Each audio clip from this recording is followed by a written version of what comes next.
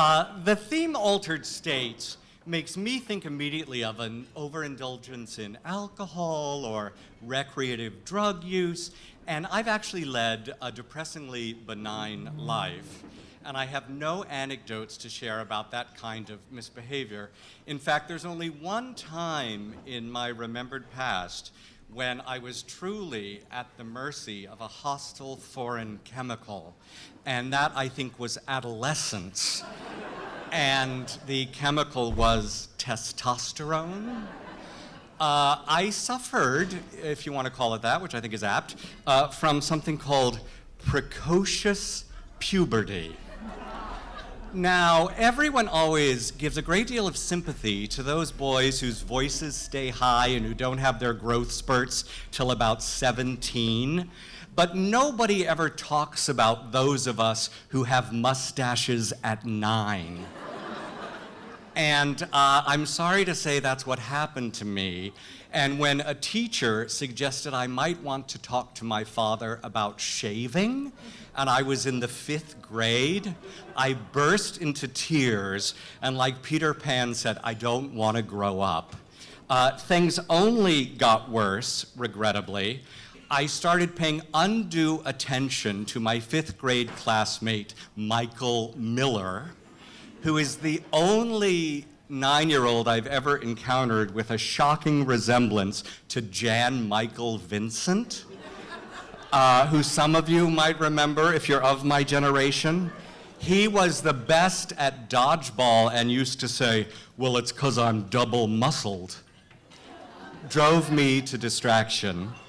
That was also about the time that Mark Spitz won 7 gold medals, and his picture was everywhere in American flag Speedos, and he had that fabulous 70s porn mustache.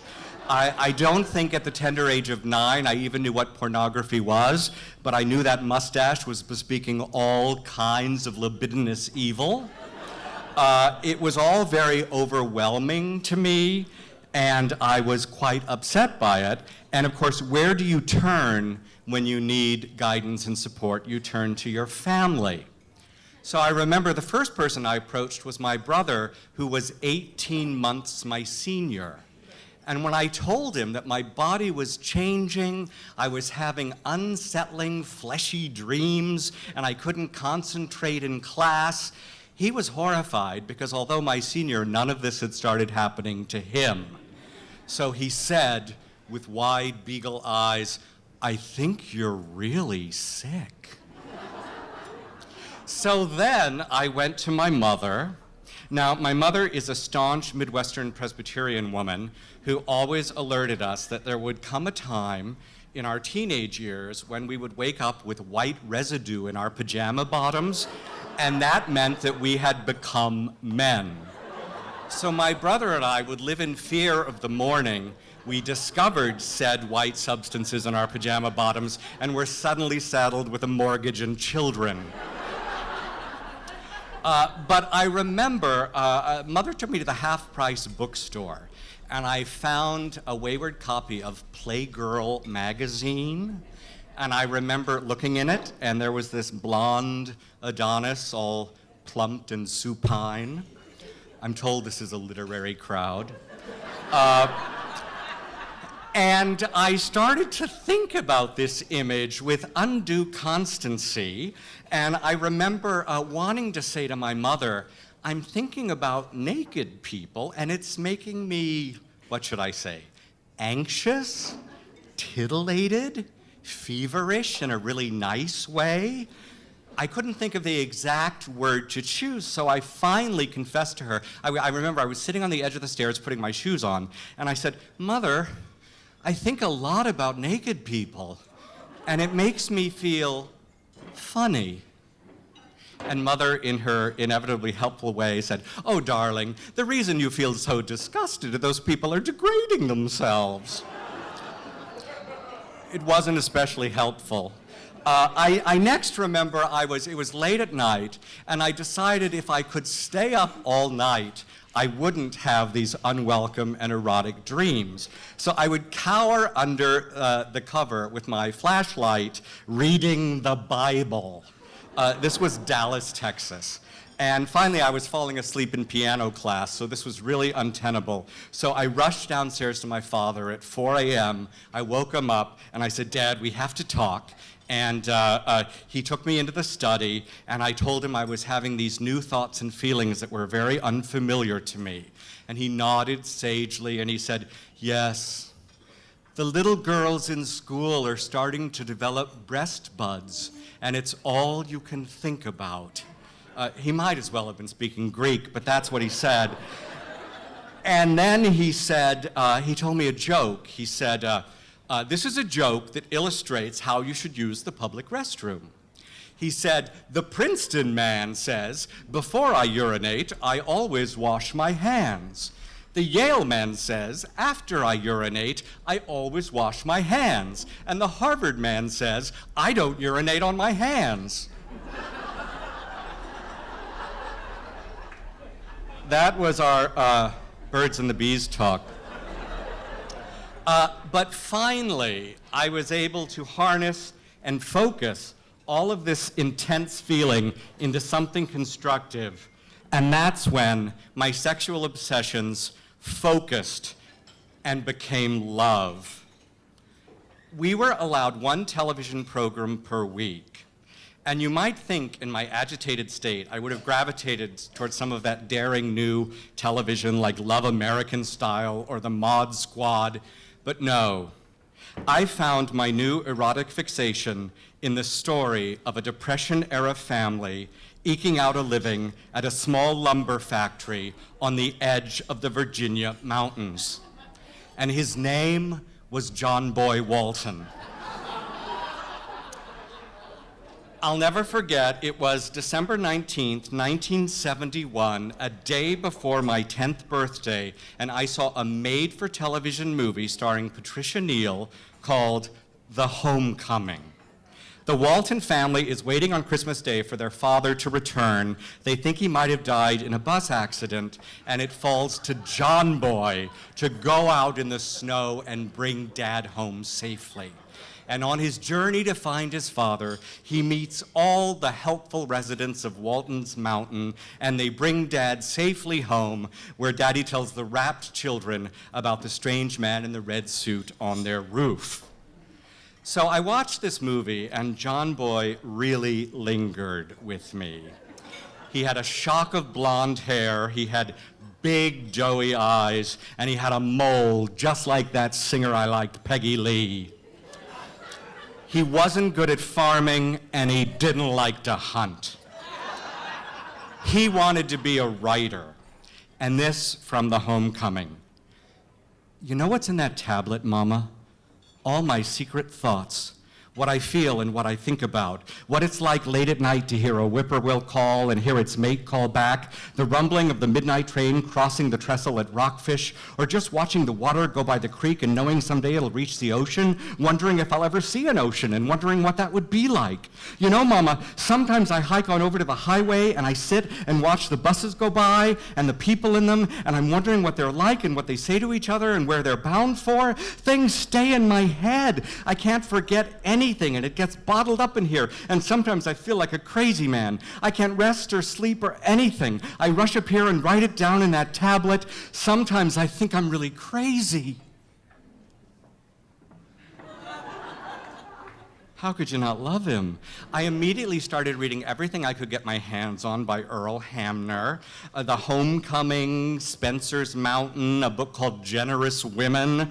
And in fact, in the book, The Homecoming, there's a great deal made in the movie about the cake they're making for Christmas dinner. It's an apple walnut spice cake with Jane's whiskey frosting. And in the book, The Homecoming, as a kind of added bonus, in the pages at the very end of the book, they include the recipe.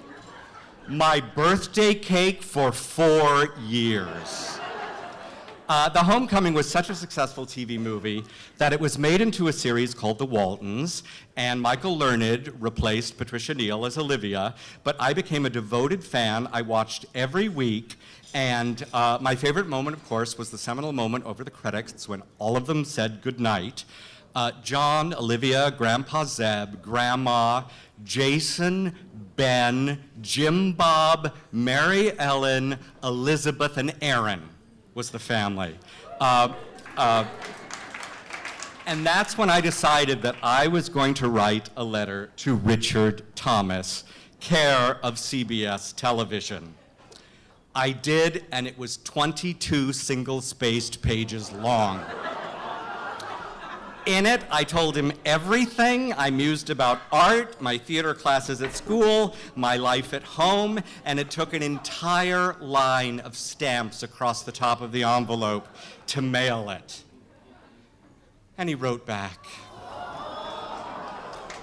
He wrote back on a torn page from an actual Walton script. And he enclosed a photo. For him, this was a one-time gesture, but for me, it was the beginning of a love affair. My dad was getting his shirts done at the dry cleaner, and they put really stiff cardboard into them, which you might recall. And so I would take that cardboard out of my dad's shirts when they came back from the cleaner, and I made a frame for my picture of John Boy Walton, and I made it with staples and those colored markers, and I put little Model Ts all the way around it. And I wrote him again, and he wrote me again, and I wrote him again, and he wrote me again, and I wrote him again, and he wrote me again, and my enthusiasm was unabated by the fact that his letters got shorter and shorter and shorter. But each one contained a new photo. And there were lots of shirt cardboard, so there were lots of frames. And once I wrote Ben, who was played by Eric Scott, and he wrote me back too, but I felt I was being indecorous playing the field that way, and I never wrote him again. My bedroom became a shrine to John Boy Walton. I had about a dozen pictures of him in homemade frames all over the room. Now, I shared this with my brother, this bedroom. We had twin beds, and he was a little miffed by this fanaticism. And so almost in retaliation, he strung fishing wire along the ceiling and started to hang all of his model airplanes. And in my mind, they were all kind of aimed right for John Boy. It's like he was trying to ward off homosexuality with flying Messerschmitts. But that's when I became obsessed with all things Richard Thomas. I'll never forget going into the school bookstore and seeing a copy of Red Sky at Morning. It was a novel by a man named Richard Bradford, and it was made into a movie starring Richard Thomas. And the picture on it was Richard Thomas sort of forehead to forehead with this girl named Catherine Burns, who I'm certain never did anything of note again. So I had to buy the book and read it because he'd been in the movie. Now, Richard Thomas, I think we all know, is quite an accomplished actor, but like a lot of us, the first reviews were not kind. The review of Red Sky at Morning in the New York Times said, Richard Thomas quivers a lot and his eyes possessively glow with tears. He seems to have put together a characterization out of the collected films of June Allison. But I thought he was remarkable, and I would just sit on the sofa and run my hand over the cover of the book like I was blind and it was Braille. And then, 1974, TV movie, The Red Badge of Courage. Famous Stephen Crane novel about a young Civil War soldier who overcomes his timidity to become a hero, starred Richard Thomas. Now, in the 5th grade, we were asked to paint a picture from a beloved literary work. So I did a portrait of Richard Thomas in The Red Badge of Courage in tempera paint, which I thought was really quite exquisite, but the teacher would not hang it on the board for Parents' Night because she said that the war wound was too graphic. But I also have to confess that I think I'm probably the only person who rode his red Schwinn bicycle through the streets of Dallas, Texas, to place an advance order for the publication, 1974, of poems by Richard Thomas. Not only did he play a writer on TV, so my obsession was full bore, and at a certain point, it ended. I can't specify when, but I think the other kids caught up with my precocious puberty, and I was no longer as exotic or maligned. Suddenly, since I wasn't quite so freakish, I had friends. And I think some positive, angelic part of me knew that to succeed socially at Arch H. McCullough Middle School, a bedroom full of Richard Thomas portraits would not be advantageous. And so at a certain point, I had to hide my shrine in a file folder under the bed. But 40 years later, they would come racing back into my memory. Forgive me a moment. We'll get back to Richard. On December 2nd, 2009, the New York Senate, as you may recall, rejected same-sex marriage. Now, several of my friends got very active about this on Facebook and started those dreaded political threads that we all say we'll never be a part of. And in particular, my husband David and I, who had just gotten married under the wire before Prop 8, got involved in one of those anti-marriage threads. And this is how it went as David and I participated. It was with a woman we didn't even know. Her name was Diane. And she said, "I have many gay friends and I love them all dearly. As I have said many times on my wall, I have a problem with the word marriage. Call it something else. I don't have an issue with it." Well, my husband, fearless, leapt in. "Look, lady, this is very important, heartfelt, integral issue to us, to an entire community and our supporters. Whatever your need to have your feelings respected, you might want to take it up after some respectful time has passed. The Senate just shot us down. Let us lick our wounds before you salt them." Diane writes back, "Calm down, David. The world still revolves. Geesh." I decide to enter the fray, and I write, "I'm afraid I agree with Diane. If marriage was about A, professing profound and selfless love for another individual, B, pledging your life and happiness to that fellow soul, C, sharing fiscal burdens in an uncertain world, D, making the commitment to help your beloved whether unexpected illness or personal tragedy, and E, dedicating yourself to the ideal that two people spiritually and personally joined together can live in richness and harmony, well, heck, I guess there's no reason two men can't get married. But that's not the way we conservatives like to define marriage. No siree, boy. In our purview, marriage is a word that describes the heterosexual procreative sex act made legal, done, bingo. It's our turf, people. You can't play along, not until you start putting your plumbing where it belongs." So that's what I wrote. Diane wrote, "Thanks, Doug, well put." So then David leaps back in and says, "Diane, Doug is my husband. He's a little sarcastic sometimes." Okay, this went on for days, endlessly. It's fascinating to grow up in your own civil rights era. Anyway, some months later, I was asked to write a short one-act play for an organization benefiting marriage equality to play at the Manila Lane Theater downtown. And I thought, why write the play? I'm just going to dramatize this thread.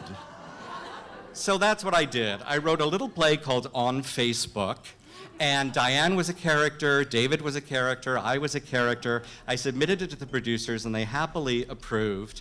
And I got a phone call from the casting director, a wonderful woman named Tara Rubin, whom I'd worked with before, and she had great news. She said the Tony Award-winning actress Beth Level was going to play Diane. David was especially thrilled when television hunk and professional husband to Kelly Ripa, Mark Consuelo, was chosen to play him. And Tara said, "As for you, I have an idea. How do you feel about Richard Thomas?"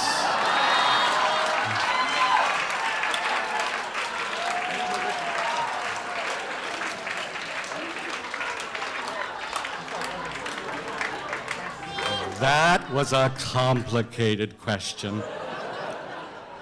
But at the first read-through, during a break, I pulled Richard aside and I said, "I have a story to tell you." And I confessed everything. And he looked at me with a lot of compassion and said, I got a lot of letters like that. A male lead who didn't wield a gun, was introspective, soft-spoken, and never seemed to go on a date. There were a lot of you out there who found comfort in me. And then I said, well, it's deeply flattering now, after 40-some years, to see you playing me in this little sketch. And he said, I want to tell you, I have a son who is gay, who I love very much, and I want him to grow up in a better world, so letters like that don't have to be written to strangers. And I fell in love all over again.